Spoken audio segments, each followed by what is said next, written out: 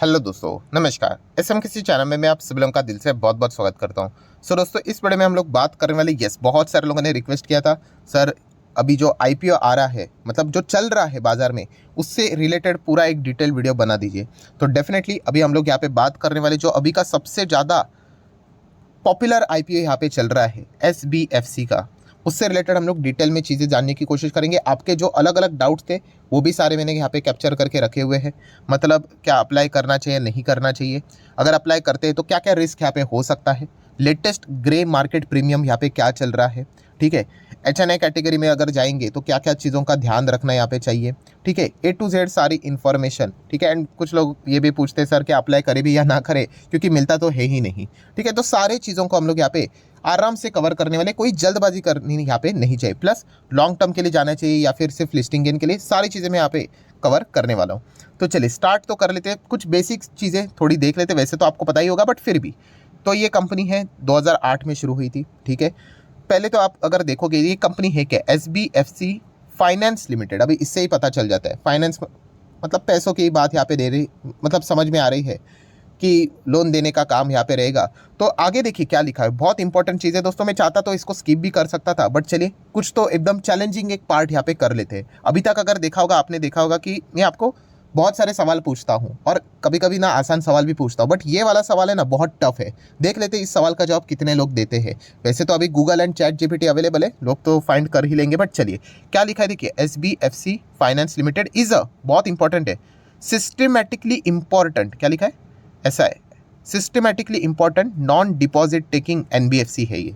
अभी आप बोलोगे सिस्टमेटिकली इंपॉर्टेंट, दोस्तों एनबीएफसी होते हैं ना, दो टाइप के ऐसे देखने को मिल जाते हैं। एक होते हैं सिस्टमेटिकली इंपॉर्टेंट, ऐसा है, ये जो हम लोग एसबीएफसी की बात करें ये सिस्टमेटिकली इंपॉर्टेंट ही है। और एक होती है दोस्तों नॉन सिस्टमेटिकली इंपॉर्टेंट, ठीक है। तो मुझे कमेंट सेक्शन में जस्ट बता देना कि systematically important and non systematically important, ठीक है, इनमें बेसिक डिफरेंस क्या होता है, ठीक है। बस इतना ही बता देना। चलो मैं आपको हिंट दे देता हूँ, प्रोविजन से रिलेटेड चीज़ होती है यहाँ पे। चलो बता देना, एक बोलते हैं ना वर्ड में आंसर है इसका, तो ज़रूर कमेंट सेक्शन में बता देना कि सिस्टमेटिक इंपॉर्टेंट के लिए प्रोविजन क्या होता है एंड नॉन सिस्टमेटिक इंपॉर्टेंट के लिए क्या डिफरेंस होता है प्रोविजन का। इतना बता दे सकते हो तो चलिए बता देना। अभी हम लोग आगे यहाँ पे बढ़ लेते हैं। तो इतना तो पता चला, ये तो एनबीएफसी है, फाइनेंस का काम करती है। तो क्या लिखा है देखिए, ये कंपनी कौन से कस्टमर को टारगेट करती है। तो इसमें आप लोगों को एंटरप्रेन्योर्स देखने को मिलेंगे, स्मॉल बिजनेस ओनर्स देखने को मिलेंगे, सेल्फ एम्प्लॉयड इंडिविजुअल्स देखने को मिलेंगे, कुछ salaried and working class individuals होते हैं, इनको ये लोन प्रोवाइड करने का काम यहाँ पे करते हैं। देन अगर हम लोग बात करेंगे तो आप देख सकते हैं और किन किन को सर्विस प्रोवाइड करते हैं, जैसे कि सिक्योर्ड MSMEs को लोन यहाँ पे देने का काम करते हैं, लोन अगेंस्ट गोल्ड का काम यहाँ पे करते हैं, गोल्ड लोन का काम करते हैं, आप ऐसा भी यहाँ पे बोल सकते हो। सो अगर हम लोग यहाँ पे देखें दोस्तों, तो खास करके ये कंपनियां मतलब छोटे बिजनेसमैन ओनर्स उनको यहाँ पे पैसा देते हैं। मतलब क्या है कि ऐसे लोग जिनको usually traditional financial institutions like bank के पास जो लोग व्यक्ति जाते हैं एंड बैंक उनको लोन यूजुअली नहीं देती है, ऐसे लोगों को ये लोन देने का काम करते हैं। मतलब यस, ये रिस्क लेकर बिजनेस करने का काम करते हैं। मतलब बिजनेस में रिस्क तो होता ही होता है, बट यस उसके ऊपर भी एडिशनल रिस्क लेकर चलते हैं। सोच के देखिए कि बैंक जिनको लोन नहीं देता है, राइट, तो ऐसे लोगों को ये लोन देने का काम करते हैं। ऑब्वियसली ना, छोटे बिजनेसमैन को यूजुअली बैंक लोन नहीं दे। हाँ, अगर आप सिक्योरिटीज़ कुछ प्रोवाइड करते हो तो ठीक है। सो ये चीज़ें हम लोग को देखने को मिलती है कि ये इनके कस्टमर देखने को मिल जाते हैं, तो रिस्क तो बहुत ज़्यादा होगा। इसलिए मैंने शुरुआत में ये सवाल पूछा है ना, वो systematically important and non systematically important, ये प्रोविजन से रिलेटेड ही खेल है, राइट। आप देख रहे हो कैसे लोगों को ये लोन देते हैं, तो इसी से रिलेटेड ये बातें हम लोग को समझ में यहाँ पे आ रही है, ठीक है। थोड़ा सा और आगे यहाँ पे बढ़ लेते हैं, वही लिखा हुआ है कि इनको लोन देते हैं करके। देन अगर हम लोग बात करेंगे इनके नेटवर्क का, इनके परफॉर्मेंस का, तो क्या है इनका परफॉर्मेंस, तो 105 सिटीज़ में अवेलेबल है। भारत की बात करें तो 16 इंडियन स्टेट में अवेलेबल है, 2 यूनियन टेरिटरीज में देखने को मिलेंगे एंड करंटली है 137 ब्रांचेस। कोई बड़ी बात नहीं, जो लिखा था वही पढ़कर देख रहे, बट थोड़ा बहुत इन्फॉर्मेशन हम लोग को पता है यहाँ पे होना चाहिए। मतलब पैन इंडिया लेवल प्रेजेंस हम लोग को इनका देखने को मिल रहा है। देन अभी हम लोग आ जाते हैं कुछ इनके आईपीओ के डिटेल्स को देख लेते हैं। आईपीओ ऑलरेडी ओपन हो चुका है, 3 अगस्त को ही शुरुआत हो चुकी है, 7 अगस्त को क्लोज होने वाला है। मतलब मंडे के दिन आखिरी टाइम यहाँ पे रहेगा, ठीक है। हम कोई जल्दबाजी करते नहीं, पहले दिन तो हम लोग अप्लाई करते हैं नहीं, ठीक है। सेकंड डे पे चाहो तो अप्लाई यहाँ पे कर लिया होगा कुछ लोगों ने, या फिर आखिरी दिन पे जितना हो सके अर्ली भी अप्लाई यहाँ पे कर सकते हैं। एनीवेज, सो अभी भी यहाँ पे टाइम है, जिनको अगर अप्लाई करना है तो वो मंडे तक विचार करके डिसीजन ले सकते हैं। फेस वैल्यू 10 का है, प्राइस क्या है 54 से लेके 57, 260 के शेयर में हम लोग को मतलब एक लॉट में 260 शेयर देखने को मिल रहे। टोटल इशू साइज कितना है? 1000 करोड़ का आईपीओ है। उसमें से देखा गया तो 600 करोड़ फ्रेश इशू है, मतलब ये कंपनी के पॉकेट में जाएगा, ठीक है, 600 crore. And offer for sale जो कंपनी के प्रमोटर यहाँ पे अपना माल बेच रहे 425 करोड़, वो उनके खाते में चला जाएगा, ठीक है। कभी कभी पूरा ओएफएस आता है तो इतना अच्छा नहीं लगता है, क्योंकि पूरा मतलब कंपनी को तो कुछ मिलता नहीं है। ये वाली बात अच्छी है कि 600 करोड़ तो कंपनी को मिलेगा, ठीक है। कुछ डिस्काउंट की बात है कि एनएससी बीएससी दोनों के ऊपर ये लिस्ट होगा। ये भी बहुत सारे लोग बिगनर लोग पूछते ही है। बिगनर लोग मतलब इसके पहले भी मैं चीज़ों को कवर कर चुका हूँ, बट फिर भी जो नए नए लोग यहाँ पे जुड़ चुके हैं वो पूछते हैं सर ये बुक बिल्डिंग इशू आईपीओ क्या होता है? बुक बिल्डिंग मतलब दोस्तों ये 2 प्राइजेस देखने को मिल जाएंगे, बस इतना ही पकड़ लेना।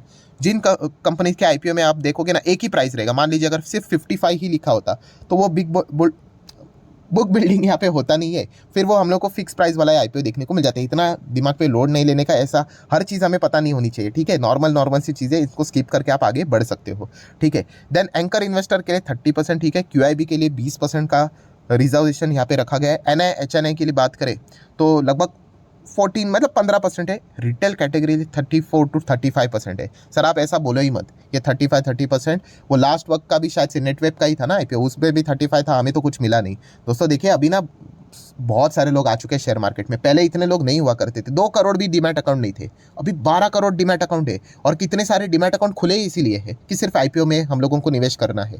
तो कंपटीशन तो रहेगा ही रहेगा, उसमें कोई कुछ कर नहीं सकता, ठीक है। वो लक का ही खेल है, कोई यहाँ पे जड़ी बूटी नहीं होती, कोई सीक्रेट नहीं होता। आप मल्टीपल डीमैट अकाउंट से अप्लाई करो, that's the only one option. मिल गया तो मिल गया, नहीं तो नहीं मिला तो नहीं मिला, यही तो चलता है, ठीक है। आगे बढ़ लेते हैं, यहाँ पे और क्या लिखा हुआ है, ठीक है। 2 तारीख से शुरुआत हुई है, वो सारी चीज़ें एंकर इन्वेस्टर की, ठीक है, वो छोड़ देते हैं हम लोग। देन आगे आ जाते हैं। अच्छा, टाइम टेबल की बात उन्होंने की है, थोड़ा सा इसको फास्ट अभी कवर कर लेते। 3 को ओपन हुआ है, 7 को मंडे को क्लोज हो जाएगा। 10 तारीख को अलॉटमेंट आएगा, मतलब किस्मत किसकी चमकेगी वो 10 तारीख को यहाँ पे पता चलेगा। Initial refund, okay, initiation of refund 11 अगस्त को आपको रिफंड मिल जाएगा। अगर 11 को नहीं आए, थोड़ा ऊपर नीचे हो जाता है दोस्तों, कभी पैसा आपका अटकेगा नहीं। एंड इनकेस अगर आपको नहीं आया तो आप अपने ब्रोकर को कांटेक्ट कर सकते हो, आप लोगों को सारे स्टेप्स यहाँ पे बता देंगे। देन 14 तारीख को शेयर्स आपके डीमैट अकाउंट में क्रेडिट हो जाएंगे। एंड 16 तारीख को हम लोग को फिलहाल तो बताया गया है 16 तारीख, इसमें चेंजेस भी हो सकते हैं, थोड़ा फोकस रख लेना। लिस्टिंग डेट यहाँ पे बताई जा चुकी है। नेक्स्ट अगर हम लोग बात करेंगे, अच्छा यहाँ पे एक बहुत अच्छा पॉइंट लिखा हुआ है, पहले ये नहीं हुआ करता था क्योंकि पहले यूपीआई ही नहीं था। अगर आप यूपीआई से अप्लाई करते हो, एंड आपको पता ही है अगर आप रिटेल कैटेगरी में जाते हो तो वहाँ पे कट ऑफ रहता है, उससे रिलेटेड भी कट ऑफ टाइमिंग से रिलेटेड भी उन्होंने सारी चीज़ें बताई हुई है। तो 7 अगस्त को मतलब मंडे को 5 PM तक हम लोग को सारी चीज़ें देखने को यहाँ पे मिलेगी। तो ये आप लोगों को मैंडेट से रिलेटेड कंफर्मेशन की मैं बात कर रहा हूँ, वो पॉइंट आप लोगों को पता है यहाँ पे होना चाहिए, ठीक है। नेक्स्ट अगर हम लोग बात करेंगे तो यहाँ पे लॉट साइज़ की बात की है, तो रिटेल कैटेगरी में मिनिमम तो 15,000 के आसपास ही लॉट रहता है, आप देख सकते हो। मैक्सिमम जाओगे, आपको पता ही है, ये भी चीज़ मैंने सिखा के रखी हुई है। कौन सी चीज़ कि आईपीओ आपको पता ही है ज़बरदस्त ओवर सब्सक्राइब होगा, तो आप 13 के लिए अप्लाई करोगे, कोई सेंस की बात बनती नहीं, आपको 1 के लिए अप्लाई करना पड़ेगा, ठीक है। अगर मान लीजिए मिस्टर ए ने यहाँ पे 1 के लिए अप्लाई किया, ठीक है, मतलब 260 के लिए, और मिस्टर बी ने 13 के लिए अप्लाई किया, ठीक है, और जिस दिन अलॉटमेंट होना है दोनों को लगा, ए का भी नाम आ गया, बी का नाम आ गया, एंड मान लीजिए मतलब ये आईपीओ ओवर सब्सक्राइब हो चुका है, ठीक है, ऐसी खबर आ जाएगी कि इतना गुना ओवर सब्सक्राइब हो गया, 100 गुना ये हो गया वो हो गया। तो मान लीजिए ए को भी मिल गया, बी को भी मिल गया, तो ए बोलेगा मेरे को 1 लॉट लगा 260 शेयर, बी का भी नाम अगर आ गया कि उसको अलॉट हुआ है, तो बॉस उसको नहीं, ये तेरा मतलब 3380 शेयर्स नहीं मिलेंगे, उसको 1 ही लॉट देंगे, क्योंकि वो ओवर सब्सक्राइब हुआ है। ओवर सब्सक्राइब में क्या होता है कि बहुत सारे लोग हैं ना, तो हर किसी को खुश करना है, ठीक है, तो इसीलिए ये चीज़ की जाती है। बहुत सारे लोग बोलते हैं सर मैंने तो इतने 13 लॉट के लिए अप्लाई किया था, 10 के लिए किया था, मेरा नाम आया तो मेरे को तो बस 1 ही मिला, क्योंकि वो ओवर सब्सक्राइब हुआ है। तो याद रखिए, इसलिए बहुत सारे लोग बोलते भी होंगे देखो कि आईपीओ ओवर सब्सक्राइब होने वाला है, इसमें 1 लॉट से ज़्यादा जाने का कोई सेंस बनता ही नहीं है, बिकॉज सही बात है वो, ठीक है। देन अगर हम लोग सेम चीज़ कहें तो एचएनआई कैटेगरी में भी हम लोग को सेम ही चीज़ देखने को यहाँ पे मिल जाती है, मतलब स्मॉल एचएनआई की मैं बात कर रहा हूँ। ओवर सब्सक्राइब ही होने वाला है, तो आप 14 के लिए जाओगे तो ही ठीक रहेगा। अननेसेसरी 67 के लिए जाओगे, मिल भी गया तो भी आप लोगों को यही लगने वाला है, ठीक है। एंड बिग एचएनआई के लिए भी जो जाएगा वो 10 लाख के ऊपर वाले होते हैं, तो वहाँ पे भी सारी चीज़ें हम लोग को चलती हुई देखने को मिलेगी। पहले ये चीज़ें ना प्रोपोर्शनेट बेस के ऊपर होती थी, अभी ये सारी चीज़ें हम लोग को लक के हिसाब से ही चलती हुई देखने को यहाँ पे मिल रही है, ठीक है। तो ये भी पॉइंट हम लोग को पता है यहाँ पे है। हाँ, सबसे इंपॉर्टेंट चीज़, अगर आप एचएनआई कैटेगरी के लिए जाते हो तो मैंने आप लोगों को बता के रखा हुआ है कि जो कट ऑफ प्राइस होता है, ठीक है, वो चेक करके रखा हुआ है। देखिए हम लोग रिटेल कैटेगरी में जाते हैं, हाँ, उसको अनमार्क करने का, एंड प्राइस खुद से डालने का, कौन सा जो टॉप नॉच प्राइस कौन सा है अभी चल रहा है, 57 है ना लिखा हुआ है, वो चेक कर लेना। हाँ 57 ही रखे, चलो चेक ही कर लेते हैं, इतना बोल ही लिया है तो थोड़ा नीचे ऊपर जाना पड़ेगा, किधर गया, येस 57 है, इसको सिलेक्ट करना पड़ेगा, दैट्स इट, एंड क्वांटिटी खुद से लिखनी पड़ेगी, ठीक है। रिटेल कैटेगरी में जाओगे तो कट ऑफ सिलेक्ट करना पड़ेगा, ये आपको पॉइंट पता होना चाहिए। एनीवेज देन 78% अभी फिलहाल तो प्रमोटर के पास है, लिस्ट होने के बाद 64% उनके पास रहेगा।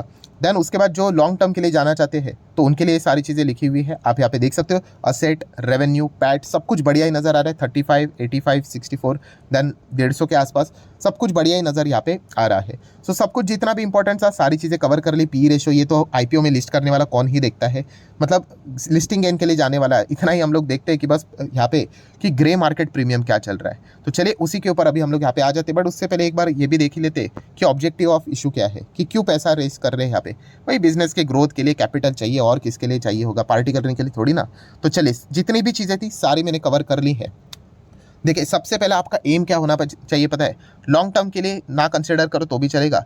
हाँ लिस्टिंग गेन के लिए दोस्तों ऑब्वियसली आप इसको कंसिडर कर सकते हो, क्यों, क्योंकि इसका अगर ग्रे मार्केट प्रीमियम फिलहाल जो चल रहा है टॉप नॉच अगर हम लोग बात करें तो 41 तक बताया जा रहा है, ठीक है। 41 के हिसाब से अगर मैं कैलकुलेट करूँ तो लगभग 70%, 71, 72% आ रहा है। मैं अगेन कह रहा हूँ दोस्तों, शेयर मार्केट है ये कोई गारंटी वाली स्कीम नहीं है। आज अगर मान लीजिए मार्केट में कुछ भी हो सकता है, कुछ भी, एंड अगर ये गिर गया तो फिर जो अभी की बातें बोली जा रही है 70% के आसपास जीएमपी देखने को मिल रहा है, वो भी घट जाएगा, एज सिंपल एज दैट। इसके ऊपर ना तो मेरा कंट्रोल है ना तो आपका कंट्रोल है, इतना रिस्क लेके चलना पड़ता है।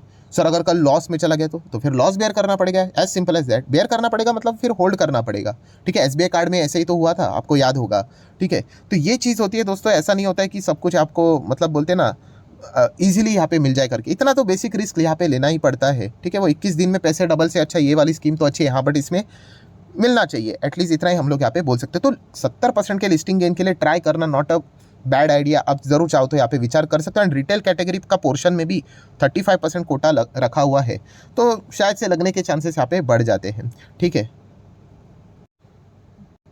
सो ओवरऑल कंक्लूजन की बात करो दोस्तों, यस बहुत शानदार आईपीओ है, कोई रॉकेट साइंस की बात नहीं। जिसका जीएमपी अच्छा होता है सभी इसको अच्छा बोलते हैं, और जिसका जीएमपी कम होता है, ठीक है, तो इतना हम लोग उसको थोड़ा बहुत इग्नोर यहाँ पे कर लेते हैं। तो आप चाहो तो विचार कर सकते हो, मैं तो जरूर जाऊँगा इससे रिलेटेड, देख लेते लगता है या नहीं। बहुत सारे लोग पूछते भी सर आपको आईपीओ लगे कि अरे एक भी नहीं लगा, कितने सारे मल्टीपल डीमैट अकाउंट से ट्राई किया है, एचएनए से ट्राई किया, अभी इसमें रिटेल भी है ना, तो एक छोटा सा एक पोर्शन रिटेल का इसमें भी मैं ट्राई करके देखूंगा।